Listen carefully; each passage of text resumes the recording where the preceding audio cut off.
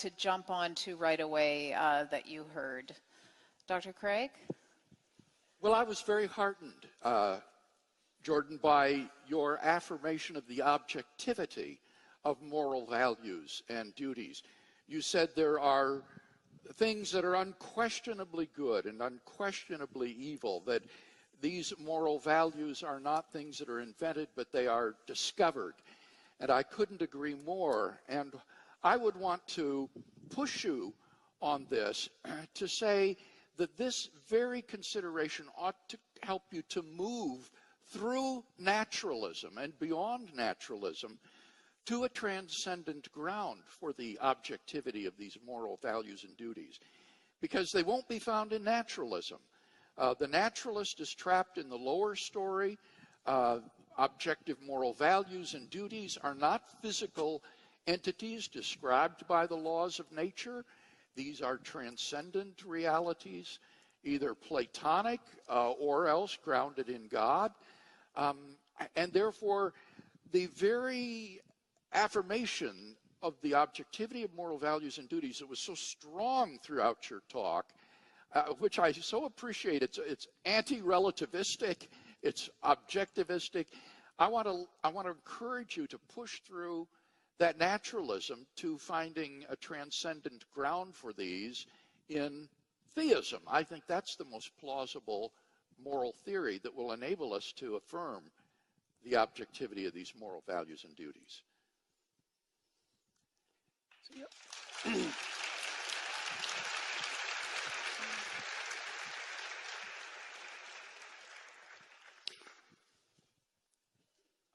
I've tried to work out the sorts of ideas that I portrayed in this talk today within a naturalistic framework as much as possible. Because the naturalistic technique is so powerful, not least for that, but also because there's glimmerings in the scientific literature of the sorts of ideas that you portrayed when you mentioned that the evolutionary biologists are increasingly making the claim that morality is a biological adaptation. And I think you can make a very strong case for that, a much stronger case than has actually been made so far. I think there is a very sophisticated ethic that has evolved that we recognize as a consequence of the evolution of our cognitive and emotional structures. I think that that recognition manifests itself in admiration. You know, people are very imitative. It's one of the things that characterizes us in contradistinction to animals who are not very imitative. It's probably the precondition for our linguistic capacity. One of the things that characterizes human existence is the capacity to spontaneously pick a model for emulation, right? A model for admiration. And that's the manifestation of that moral instinct. You say, well, to admire is to want to copy. You say, well, what do you want to copy? Well, you want to copy that which is most admirable. What is most admirable? Well, what is most admirable, that starts to become a transcendent question, right? You can imagine that the local examples of what's admirable, they're right in front of you and they're concrete and tangible, but to abstract out from that which is admirable in and of itself is simultaneously to construct something like the representation of a transcendent good. And that's, to some degree, how religious conceptions emerge from their underlying biological substrate. Now, you might say, well, that's merely reducing the religious conceptualization, the religious abstraction of what's good, to the biological substrate. And I think you can read it that way, but I don't think that that necessarily indicates what it is. I think that the entire process of evolution is somehow shaping itself around maybe Platonic ideas, something like that, some transcendent good. And that it's a mistake to assume that just because you can make an association between the transcendent abstract good and the process of evolution, that one is necessarily reducible to another. It isn't the way reality works. To commit the genetic fallacy, to try to say that because one's moral beliefs originated through such a biological evolutionary process, that therefore they are explained away and have no objective validity. That just is to commit a genetic fallacy. Well, I think partly what happens too is that At that level of analysis, you have to start questioning your initial presumptions, like the idea that the most true truth is objective, because I'm not sure it is. I don't think we understand what constitutes truth very well. And there's the truth that you act out, as well as the truth that tells you what the world is made of. And those aren't necessarily the same thing. And so things get very murky at that level of abstraction. But one thing I have learned from attempting to reduce religious preconceptions to their biological substrate is that there's always something left over that you haven't explained. And it's not something trivial, because every time I look into what's left over, it turns out to be unutterably deep. And I get rid of some more of it, and the rest becomes unutterably deep. And so, yeah. Well. Okay. Thank you.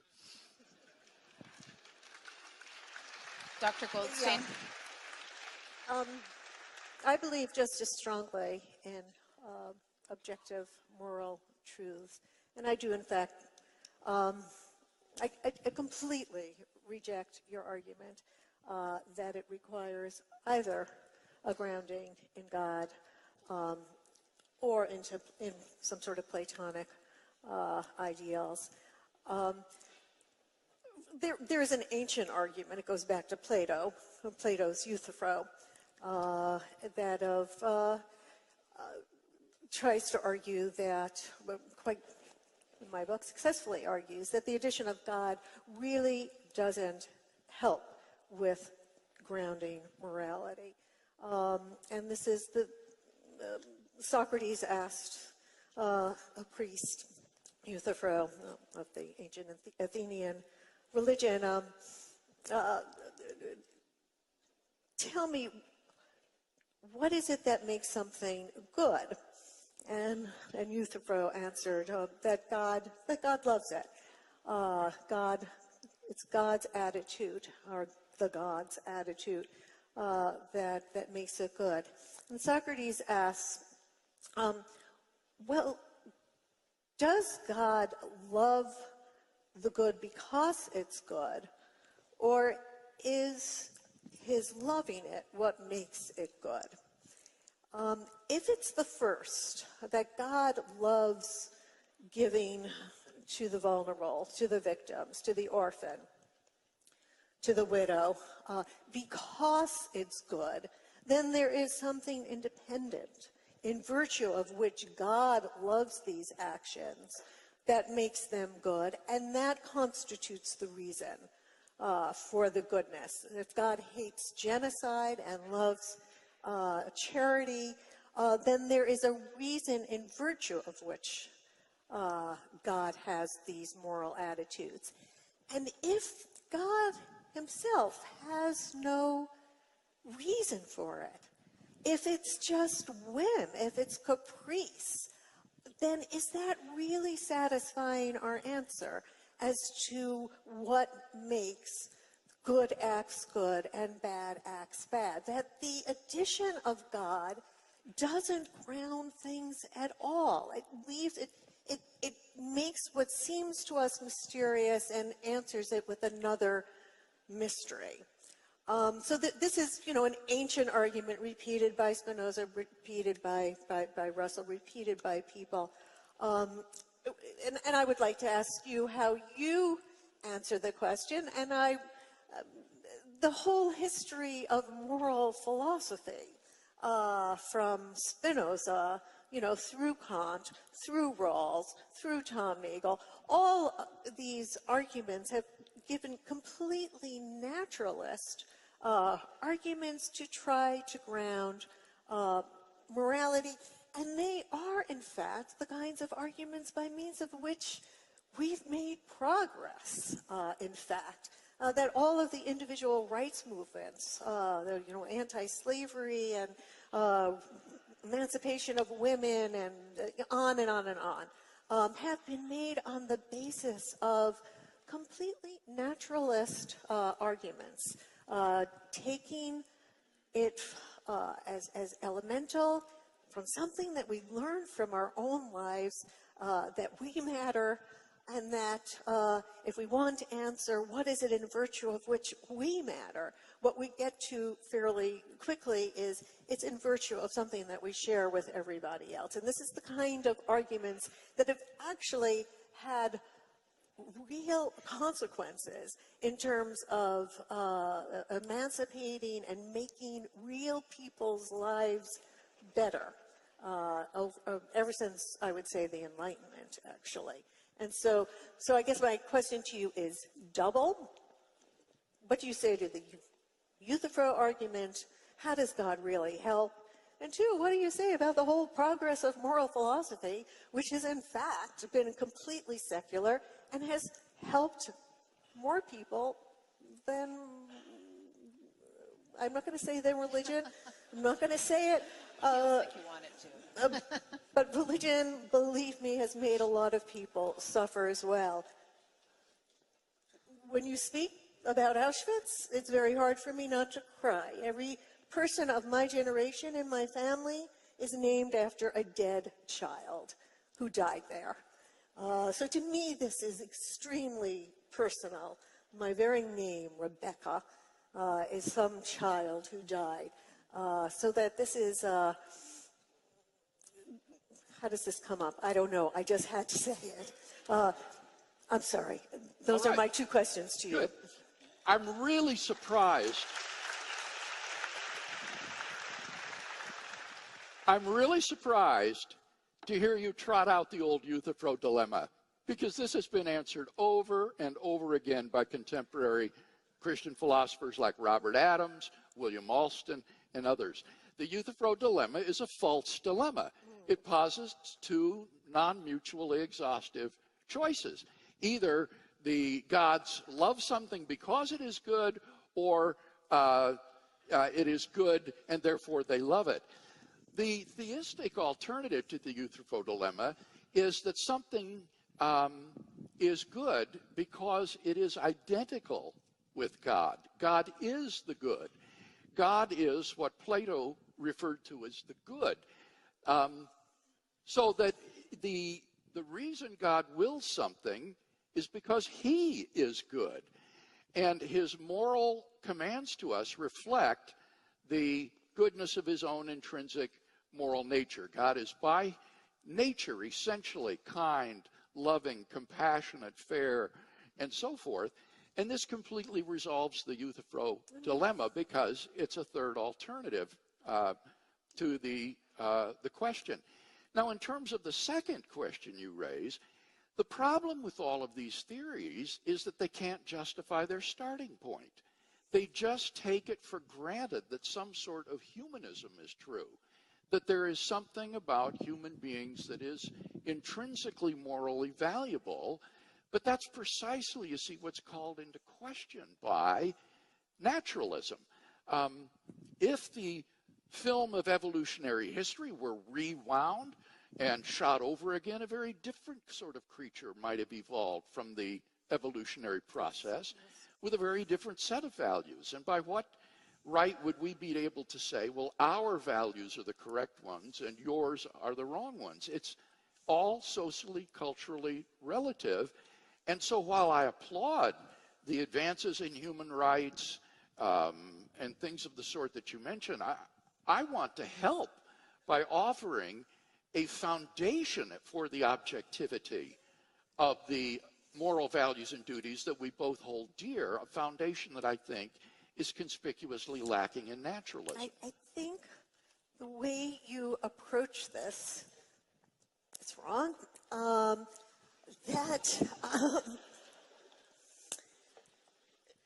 There is a kind of transcendental argument, meaning, that kind of argument that is inspired by Kant, by Immanuel Kant, where we look at not an extra fact in order to justify something, but we look at the very conditions that make certain kinds of thinking possible. The categories of the mind. And this is how he tried to confront Hume's problem. We can't justify induction. David Hume had demonstrated this. There's no non-circular way to justify induction, and yet rational life depends on induction. We can't justify deduction, logic, non-circularly. How could one accept any argument for deduction if that was the very thing that is being called into question? There is a kind of normative reasoning without which life is impossible. And we certainly apply it always to ourselves. If somebody treats us in a way that completely violates our mattering, our sense of dignity, if I'm lying on a beach soaking up the rays, I'm thinking about this right now because I'm freezing in here, right? I'm lying on the beach soaking up the rays, and excuse me, some big guy wants to get from point A to point B, and I'm lying supine in the sand, and he doesn't step over me or go around me, but just clumps right on my stomach to get to the next point. What am I going to do? I'm going to feel a complete outrage, complete indignation. How can you possibly have done that? You had reason not to behave that way. What is the reason? My pain, my suffering. You know, there is no way. Animals don't care about causing pain to each other. In the natural world, animal pain, predation goes on all the time. What he's doing is just preserving his evolutionary advantage on a naturalistic view. That is not the point I am concentrating on. All I'm right. concentrating on the point of me lying there thinking in my wrathful indignation, how could you have done that? You had reason not to do that. My pain gives you reason not to do that. There is no way that we can conduct our lives without having those kinds of reactions, which they are emotions. They are emotions, indignation, yes, outrage, that are very complicated. They're called moral emotions because they have hidden in them the claim that somebody has reason to act otherwise, right? And there is no way that we can conduct our lives without having these reactions, right? If I were to, isn't that yes? exactly my point, that it's impossible to live consistently and happily as though your life were valueless, as though you had no value? I agree with that. So that is our starting point. And from that, one goes on to other things. Then one thinks, well, if I can't possibly live without feeling that my life has some value, that when you treat me as if I don't matter, this outrage I feel, you had a reason to act otherwise. What is it about me that gives me this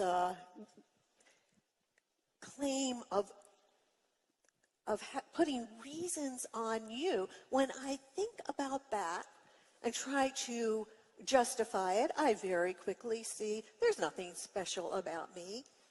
Everybody is living this way. Everybody knows first person, naturally, that they matter. They can't act otherwise. They can't conduct their lives otherwise. And that is what Spinoza called conatas, right? That this is a complicated emotion. It is, in some sense, what the genes would have a very complicated creature like us, who has self-reflection and reasons, would end up saying, I matter, and then ask, and why exactly do I matter? You come to the conclusion, not so quickly, right? It's taken us millennia. It's, because I come from this tribe, or I'm a member of this race, or this people, or I'm this gender, or whatever. Slowly. It's taken us a very long time to actually get to the point, and moral philosophy has helped us a great deal here, that what it is in virtue of which I matter is the same in virtue of which we all matter. Why do so many people then tussle with the question of, do I matter? Like, why do so many of us struggle with the meaning of life then? Well, we're all pretty much painfully self-aware of all our inadequacies. People know that they're finite and brutally breakable and capable of reprehensible actions. And it makes all of us doubt the validity of our claim to a continued untrammeled existence. And we have to bear the existential guilt that that knowledge of finitude and insufficiency and malevolence leaves us with. And I would say that's part of the call to noble action as an antidote to precisely that. And that call to what you could be rather than what you are. And that's a good call to meaning. I also had an answer to your question. I had a dream. I had a dream once, and I'm speaking psychologically here, not theologically. I had a dream once. I was in the cemetery of an old church, an old cathedral, surrounded by the graves, and there were indentations in the grounds where all the graves were, and all of a sudden the graves started to open, and it was a graveyard where great people, great men of the past had been buried, and so grave opened and an armed king stood up, and then another grave opened and another armed king stood up, and this happened all around me, and these were very formidable figures, right? They were the great heroes of the past, and after a number of them appeared on the scene, they looked around and saw each other, and being warrior types, they immediately started to fight. And the question is, what stops the great kings of the past from fighting? And I had a revelation after the dream. I can't remember if it was part of it, but yes, it was part of the dream. They all bowed down to the figure of Christ. I thought, and then I woke up and I thought, what in the world does that dream mean? What in the world could that possibly mean? And then I understood it. I understood that if you have 20 kings, let's say, and you took the thing that was most king-like about each of them, and then you combined it into a single figure, then you'd get a single figure of transcendent heroism, of transcendent good. And it's a tenet of the Jungian school of psychology, let's say, that that figure of transcendent good is symbolized by the image of Christ. And the purpose of that image is so that even the tyrannical king has someone to bend his knee to. And that's absolutely vital. I mean, you don't have to approach it from a religious perspective, although you inevitably do, because when you speak of things at this level, that's what happens. But you need an image of the transcendent embodied good to serve as something that unites the great tyrants of the past. It's something like that. It's an emergent vision of embodied unity. And it's a psychological necessity. It's a sociological necessity. And I think it bears very strongly on your question about why is it that people matter. It's the classic Western answer to that, the Judeo-Christian answer to that, is because you have a spark of divinity within you, and that divinity is a reflection of this transcendent good. And it's obligatory for me to recognize that in you, and vice versa, if we're going to inhabit the same territory without mayhem, peacefully and with the ability to cooperate. Now, you might say, well, the mere fact that a transcendent image is necessary as a uniting figure doesn't prove the reality of that image. But I would say, well, yes, but it doesn't disprove it, and it strongly hints at something more profound, especially when you also ally it with the observation that the encounter with something truly admirable produces the instinct of awe. And that's not a rational instinct. It's an irrational instinct, but it's a marker that you're in the presence of something greater than yourself. And it's not something that you have voluntary control over. It's something that overtakes you. And it could easily be a reflection of the truth. Now, you can make a biologically reductionistic argument about that, but it starts to become extraordinarily difficult because you enter into the realm where these transcendent experiences of religious significance and awe are a phenomenological and psychological reality. And it's not easy to explain why that's the case. So, may I just say that I'm somewhat.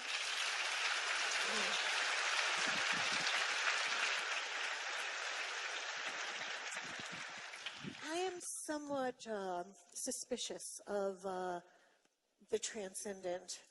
Some things that make us feel part of something you think that greater. what makes people matter is transcendent. You said that No, already. no. What? No. She I doesn't said I did believe not. in No. I said I was using a transcendental kind of argument, a la Kant. That is Transcendental transcendental. This is not. This is different from transcendence. Well, No, I if don't it's the believe same in for everyone, it's transcendent because it transcends the individual. If there's something Well- about every individual well, that matters, then human it's nature transcendent. is transcendent, right? Because That's human fine with nature- me. That's fine with me too. Okay, that's There- good with me. there's a vocabulary confusion here that needs to be cleared up. You're talking about a transcendent reality beyond the natural realm. Rebecca doesn't believe in such a reality. She says everything is confined to the laws of nature and things subject to that. But she's using the word transcendental, a transcendental argument like Kant, where in order to justify, for example, reasoning, you show that without the assumption of reasoning, you couldn't even deny the validity of reasoning. It's almost kind of pulling it up by your bootstraps sort of argument. That's what you're talking about, right? It creates the very conditions for coherence There you in go. our life, right? And I would say, there are transcendental arguments for logic, for induction, for deduction, for induction, and I would say for moral reasoning as well. That there are certain preconceptions that are we can't live our life coherently without them. We can stop with ourselves, but if we push it further, that's exactly what the Spinoza's project was, a completely naturalist deduction of ethics. He calls it the ethics. It had a profound effect on European history. It took 100 years, but it seeded the Enlightenment, from which so much moral progress has derived, that I am very much a beneficiary of it as a woman, as a Jew. I am very much a beneficiary of that, of what came from the Enlightenment. What did I want? But the thing that I was that makes me the bigger being part of a movement that's bigger, makes us more than we are. This kind of trying to transcend our humanity. That makes me very nervous because again, the imprint on my mind is always both the victims of the greatest horror that I know of, and the perpetrators of it, who felt so transcendent, those Nazis, right? They were part of a very larger-than-life movement that made them feel, talk about symbols galore, spectacle galore. It was a kind of drunkenness, of transcendence. I have a horror of that. I'm nervous about that. Give me music, give me art, give me great novels, give me poetry, that kind of transcendence. But this sort of transcendence, that is the transcendence that makes us feel all at one in our humble humanity. That kind of transcendence I believe in. But I don't like the larger symbolic, we are transcending our human condition. Let's just be human. That would be triumph enough. We want to move very quickly into starting to take questions because we're the time is moving. But first, I want to talk about the Twinkie in the room, because that really is about religion. I think putting rules on. You have an answer to the meaning of life that religion would be a freedom experience, I'm sure. Can you respond to that, Dr. Craig? I didn't catch the question. Just this idea of religion being an oppressive reality versus a meaningful reality for the meaning of life. I think that the argument that I have offered this evening is simply irrelevant to the societal effects of religion. You cannot judge the truth or falsity of a worldview based upon its societal impact. For example, Einstein's theories of relativity, being largely misunderstood, led to a cultural relativism where people thought he meant or taught everything is relative. They didn't understand the difference between relativity and relativism. And so in some ways, relativity theory has had negative cultural consequences in terms of promoting a kind of moral relativism. Does that show the theory is false? Of course not. The truth or falsity of a worldview doesn't depend upon its societal impact. And so as a philosopher, I'm just not that bothered or interested in what are the social implications of theism.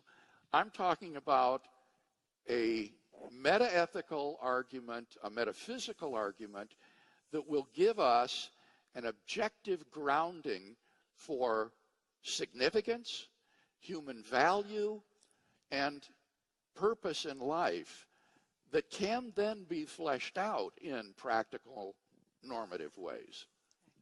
This is from a viewer. How does your perspective on the meaning of life account for evil and suffering? Would you like to take that first, Dr. Peterson?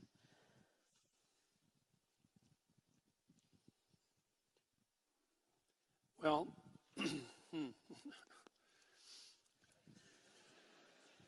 I read something very interesting many decades ago. It was a Jewish meditation on finitude.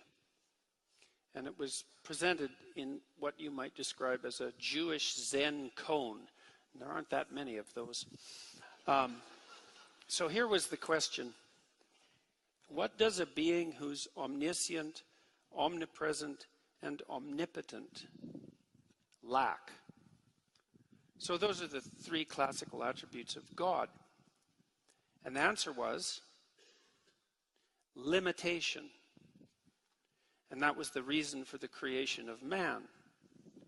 That there's something about limitation that the absolute lacks. Say, well, being requires limitation, let's say, because if you can be anything at all at any moment, then you're everything at once, and in some sense you're nothing at all. We're in this situation. Our being is defined by our limitations, and that produces suffering. The question is whether there's a mode of being that justifies the suffering. That's the fundamental religious question. And I think that the answer to that is yes. So being requires limitation. Limitation necessitates suffering, but there are modes of being that allow you to transcend the suffering. That's the hope. And then with regards to evil, it seems to me, I have to speak metaphysically or theologically here, that a universe without the possibility of evil is also one without the possibility of good. And I would say that if human beings conducted themselves properly, we could have a universe where free choice was the rule. We were free to choose evil, but there would be no evil because we would choose good. And I think that we should be very careful at laying the existence of evil at the feet of the Creator without looking to our own role in producing it. So that's my answer to that question. Dr. Craig, would you like to? Okay.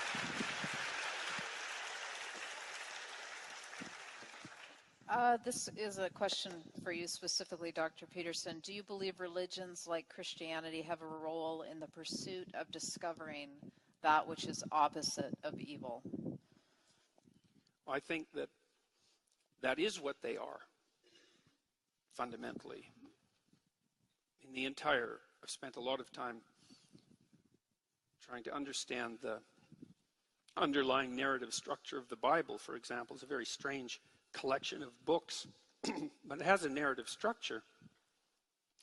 And the narrative structure is something like, well, people fell into history when they became self-conscious. And because they were self-conscious, conscious of their own limitations, conscious of suffering itself, they were also able to become and motivated to become resentful and cruel and bitter and homicidal and genocidal. And that's, I suppose, in some sense, the genesis of evil. Our life is bounded by suffering and tainted by malevolence. And there's a pathway through that. And as far as I can tell, the entire Bible is a meditation on the pathway through that. Now, it's not a meditation we understand because most of it's story. It's embedded in stories. And stories are the way that we transmit information that we don't yet understand. So, but I think that the Bible, properly understood, is the best, what would you say? It's the best set of instructions that we have to understand what it would mean to live a life that would enable us to bear suffering nobly and to constrain malevolence. That's what it looks like to me. I mean, I can give you a quick example of that. There's an idea, deep idea, that emerges in the first chapter of Genesis, that being that extracts habitable order out of nothingness and potential uses truthful speech to do that as the mechanism by which that occurs. And that the habitable order that's extracted from the chaotic potential by truthful speech is good. And that the capacity to do that is part and parcel of each human being, something I believe to be as accurate as anything can be accurate. And so there's an idea right in the beginning, right in the first chapter of that book, that if people spoke truthfully, that the order they spoke into being would be good. And I believe that to be the case. And I think that people experience that in their own lives. You know what happens if you lie to yourself. You know what happens if you lie to other people and betray them. You produce little pockets of hell within you and around you. And if you cease to do that, then things improve. And that begs the question of just how good they could get if we ceased to do that altogether. So. Thank you. Dr. Craig, this question is for you. All right. Why does the lack of ultimate significance entail the lack of temporary significance? It seems to me that in order for something to be significant, to be important, it needs to make a difference. That's what it means to be significant. And so if no matter what you do, everything winds up the same, your choices are ultimately insignificant. That is to say, they're inconsequential. And on naturalism, all of our choices, the entire human race, is ultimately inconsequential. It doesn't matter. It's insignificant. And that seems to me to be virtually undeniable on atheism. May I deny it? Excuse me? May I deny it? Sure. Somehow it's this temporality that seems to really matter to you. That unless it is, you say, you're right, it's almost a tautology. In order for something to be significant, it has to make a difference. But why can't it just make a difference for some duration and not forever? If somebody is in pain, is suffering, and I can do something, to take that suffering away, that matters. And it doesn't matter that neither I nor the sufferer will exist, Well, let's forever. remember that my argument is a tripartite argument, and Yeah. there are three components to it: purpose, value, and significance.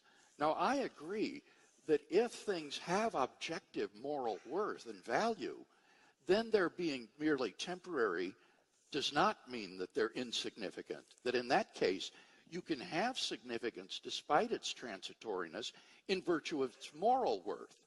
But my argument is that in the absence of God, there isn't any objective foundation for the affirmation of objective moral values and duties. These are simply illusions fobbed off on us by the socio-biological evolutionary process.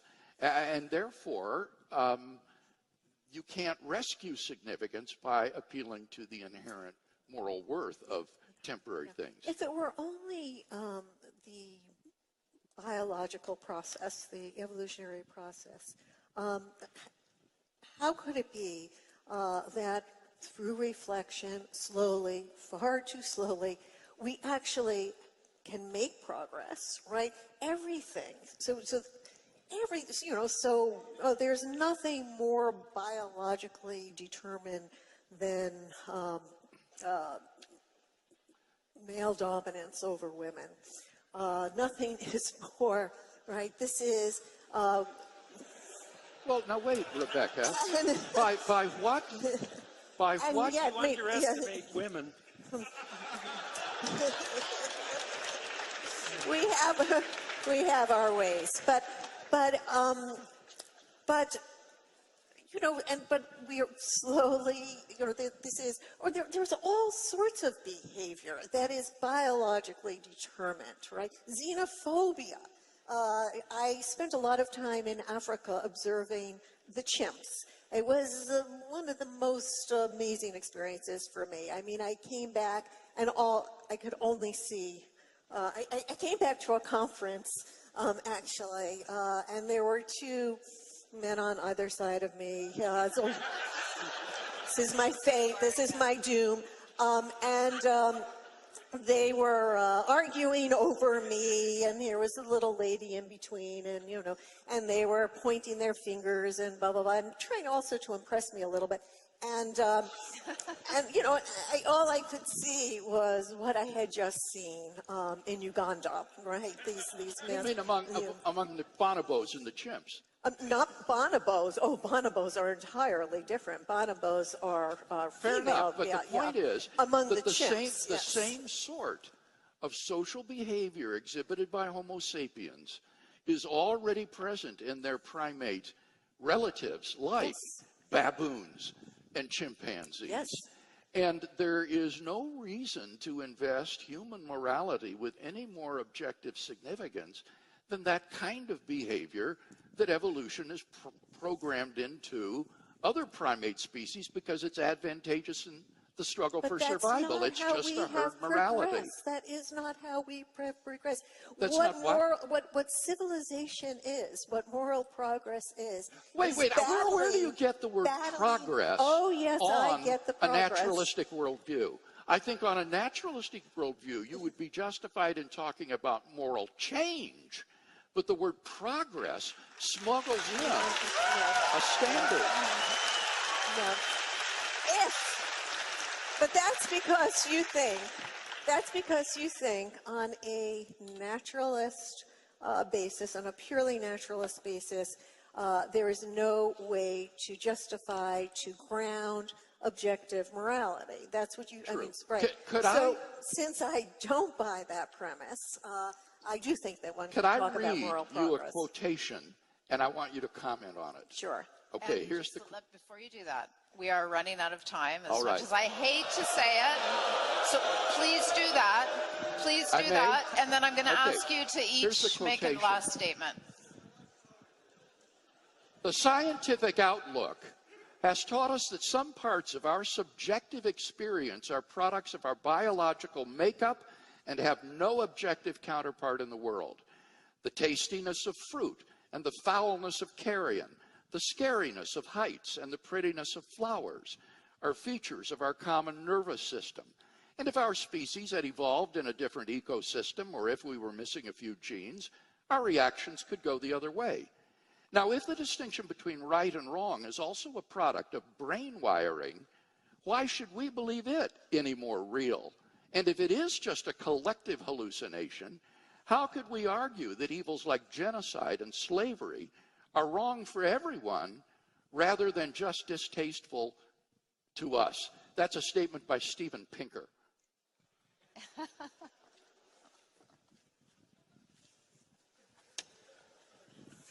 Well,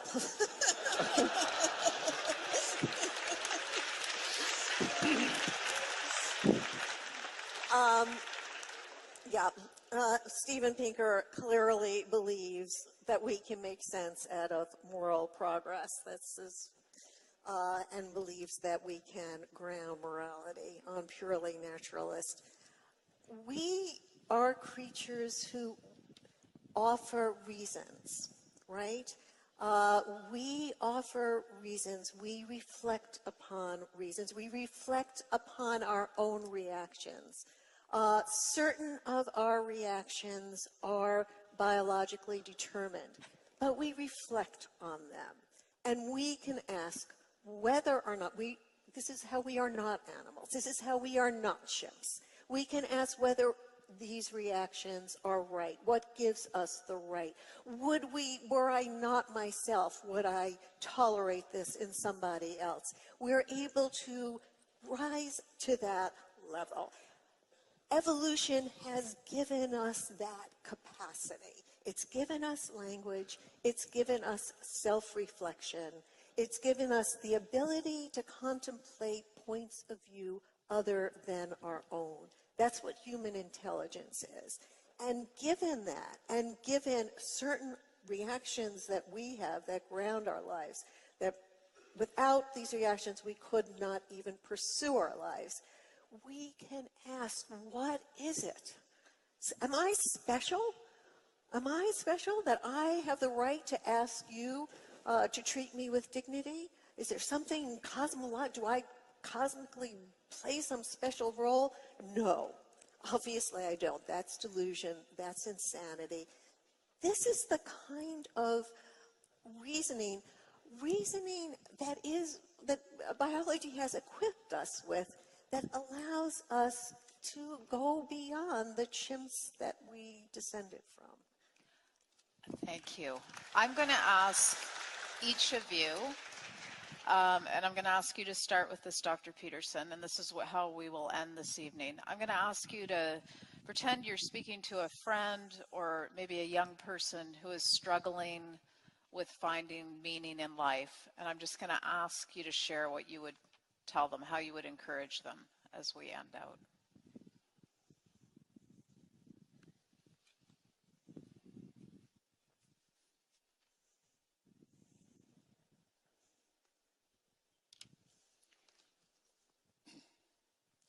So I've been working on trying to get these words right, these particular words, for the last couple of weeks, and good answer maybe to the question.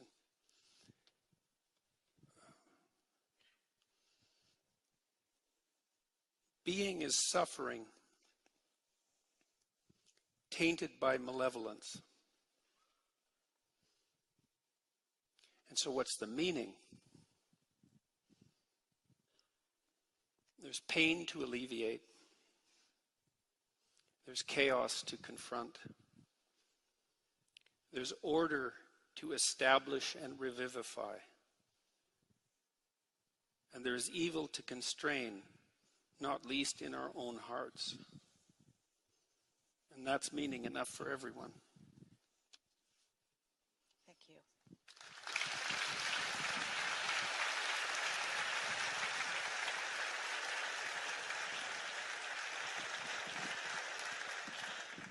Dr. Newberger-Goldstein?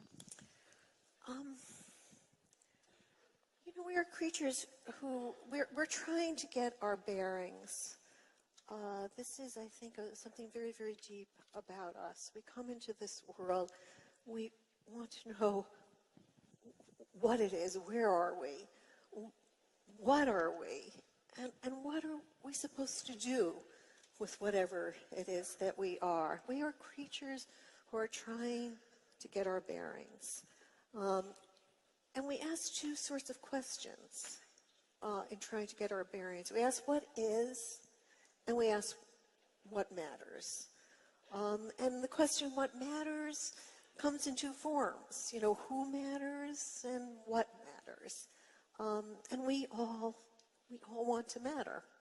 We all want to matter beyond the first person, the thing that's just given, that our genes are driving us to feel as if we're matter until our genes are replicated into the next generation. And there is, I guess I concentrate, you see a lot of darkness, and I see so much more light in trying to make our lives matter. The positive value that we can add, most importantly, to those fellow creatures, those who are going along. We're all in on this together, trying to get our bearings. Any help that we can offer, any contribution that we can offer, like this, right? I mean, this is a meaningful occasion.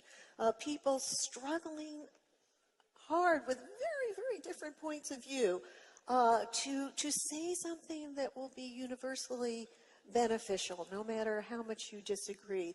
That is meaning. I would say to them, get in on this fight, get past yourself.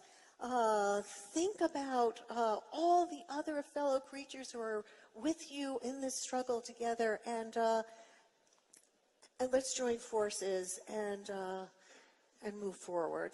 That's what I would say. Thank you. Thank you.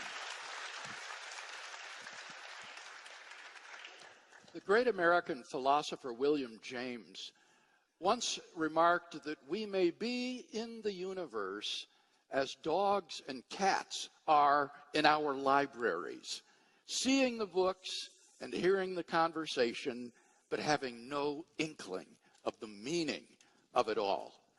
And I would want to encourage you to think that perhaps the universe is a far, far more wonderful place than you've yet suspected. That there may be a transcendent, personal God who created the universe and you with a goal in mind to know him and enjoy him in a personal love relationship forever. You find yourself now alienated from this being of perfect goodness and love due to the moral evil that has been so poignantly described tonight. But there's forgiveness and cleansing available if you will but avail yourself of it. And so I would encourage you to do what I did as a teenager seeking for the meaning and purpose of my life. Pick up a New Testament and begin to read it and ask yourself, could this really be true? Could there really be a God who loves me and who has sent his Son, Jesus Christ, to redeem me, that I might know him forever? I believe that if you'll do that, it could change your life in the same way that it changed mine.